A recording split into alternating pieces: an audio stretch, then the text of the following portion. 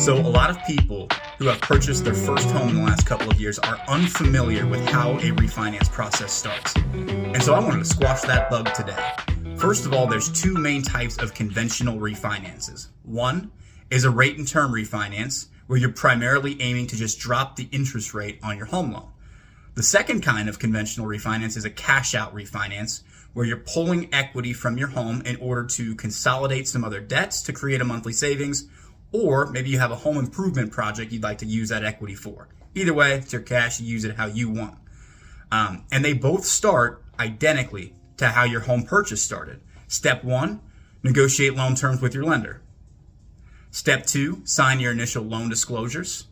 And then your lender will order the appraisal while you work with your loan officer to get him your income documents to submit to the underwriting team for approval.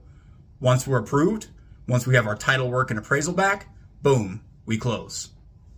Now, a few of the nicer features of a refinance compared to a purchase. Number one, most obvious, we're saving money instead of spending it, right? But less obvious than that, what a lot of people don't know, is a lot of the costs involved in a refinance can be rolled into the balance of the loan. And so your only out-of-pocket expense is an appraisal, if one is required. Another nice feature of the refinance is dropping your PMI rate.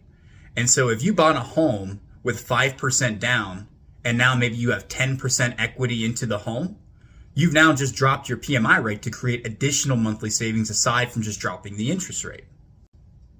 And the last two nice features of a refinance that I'll touch on is, one, you get an escrow refund typically.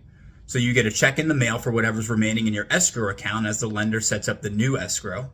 So sometimes it's a few $100, sometimes that's a couple grand. And lastly, you get a couple of months of deferred payments. Now, I shouldn't use the word deferred, but if you time it correctly, let's say you close in mid-March, you will not have a mortgage payment for March if you didn't already make it, nor for the month of April. So your next payment will be due in May. And so one thing that's really nice that I have available today through the end of March is significant discounts on conventional rate and term refinances. So if you were somebody who purchased last year, especially in October when rates were at their peak near 8%, and you think you may benefit from dropping that rate into the 6.5% range, save $150 to $200 a month, defer 2 months of mortgage payments, and receive an escrow check in the mail, let's chat.